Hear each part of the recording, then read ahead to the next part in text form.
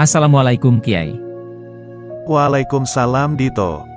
Maaf Kiai, cerita apa kali ini yang akan disampaikan? Semoga menarik dan seru ya Kiai. Cerita ini tentu menarik dan seru karena bersumber dari pengalaman saya pribadi.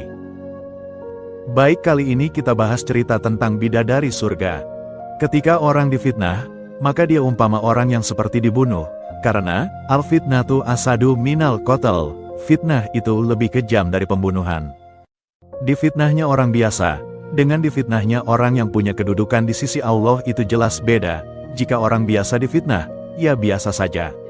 Tapi ketika seseorang itu punya kedudukan di sisi Allah, maka nilainya beda. Seseorang yang sudah dalam kedudukan surganya Allah ketika difitnah, ternyata beda. Sama dalam hal nilai fitnah itu lebih kejam dari dibunuh.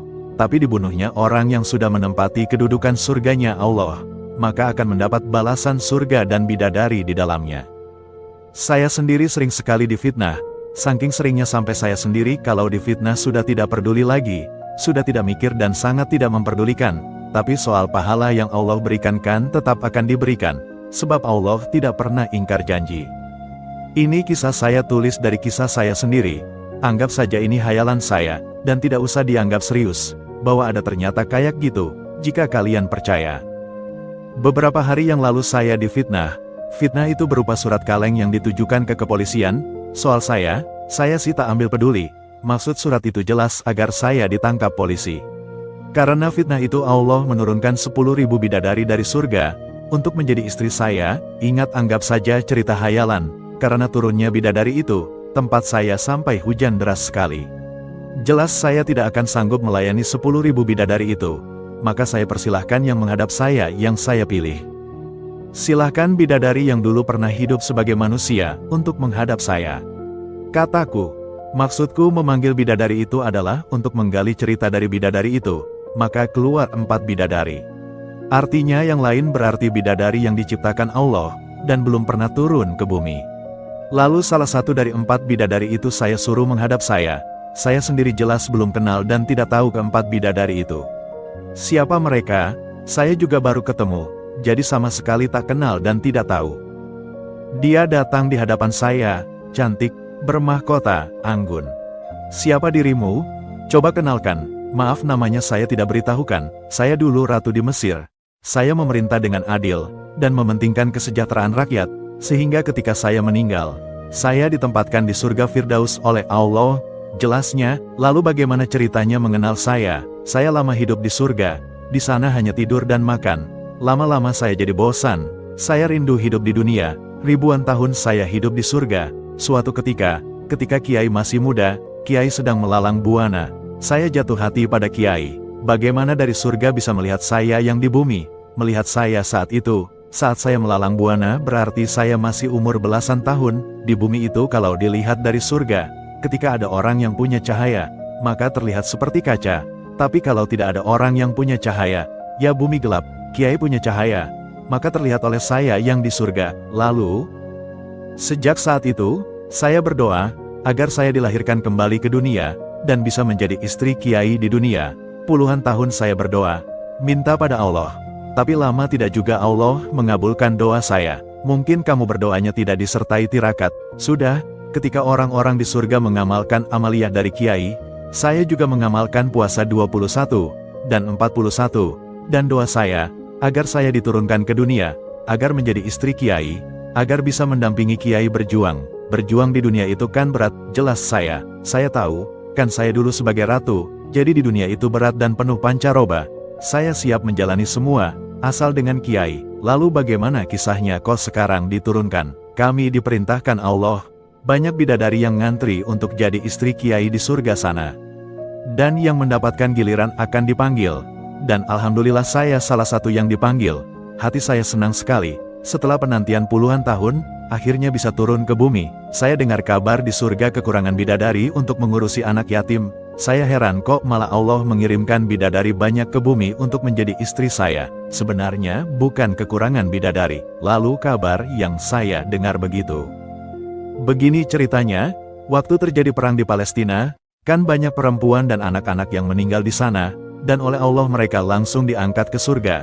Saya juga banyak berteman dengan perempuan dari Palestina, dan mereka itu kebanyakan tidak mau mengurusi bayi-bayi di surga.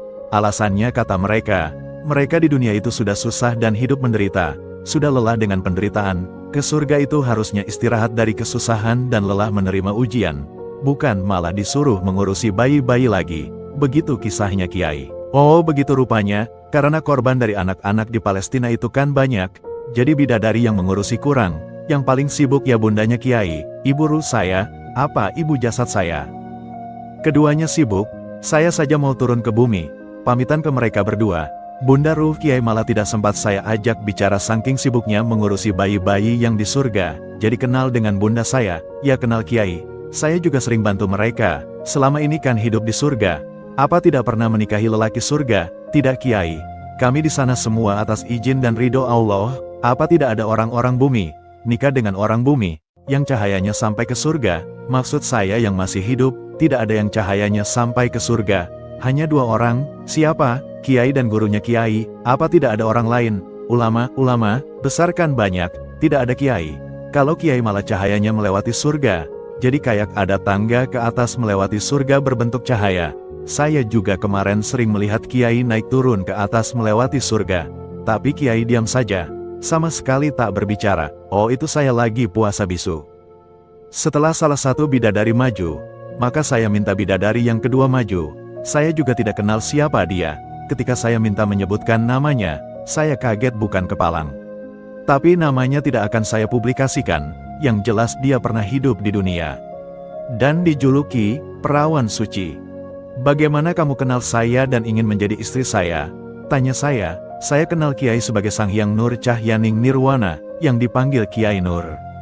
Jawabnya, tahu soal saya dari mana? Tanya saya, Kiai sering lewat ke surga, tapi sebenarnya saya tahu Kiai sejak lama. Sejak Kiai ke langit dulu umur 10 tahun, Kiai dibimbing oleh Syekh Abdul Qadir Jailani. Lalu, sejak saat itu saya jatuh hati ke Kiai. Saya ingin nanti saya jadi istri Kiai. Maka saya selalu berdoa. Akhirnya setelah sekian lama, baru doa saya diijabah Allah.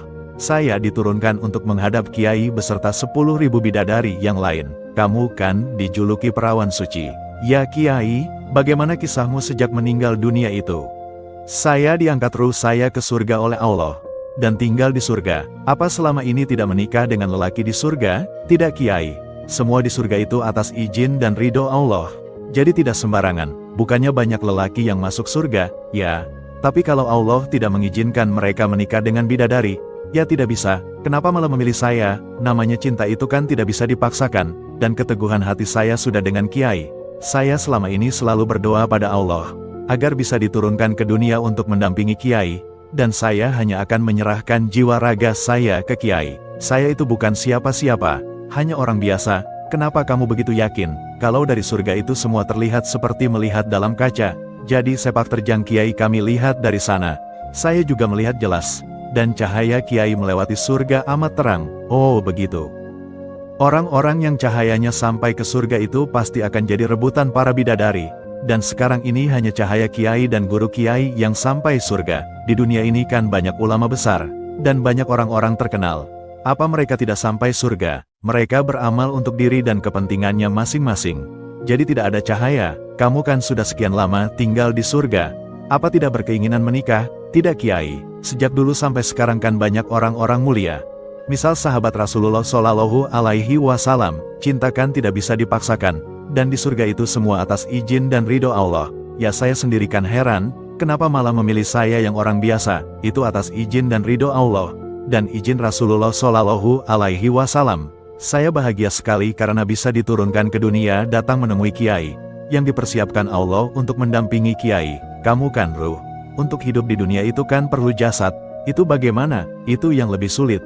Karena untuk menemukan jasad yang baik, saya harus mencarinya. Jasad yang baik itu yang bagaimana? Jasad yang punya cahaya surga, syukur dia cahayanya sampai ke surga. Wah itu sulit, ya. Makanya saya juga mencari ke segala penjuru, belum menemukan. Ya saya pasrah pada Allah saja.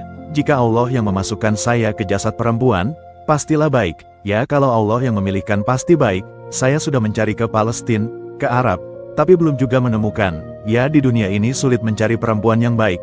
Apalagi sampai punya cahaya ke surga. Lebih sulit. Dulu pernah ada. Siapa? Rabia Al-Adawiyah. Itu dulu. Sudah lama. Kenapa ya Kiai? Kebanyakan wanita malah disiksa di neraka. Ya, kebanyakan tidak taat pada suaminya. Dan kebanyakan kemaksiatan datang dari perempuan yang mengumbar auratnya. Makanya beruntung kamu tak punya suami. Ya, saya tidak memikirkan punya suami. Saya hanya beribadah pada Allah saja. Nah, itulah cerita kali ini. Semoga bermanfaat. Wah, ternyata ceritanya menarik dan seru ya Kiai. Baik Kiai, terima kasih atas cerita yang disampaikan. Semoga kita dapat mengambil hikmah dan pelajaran dari cerita ini. Amin.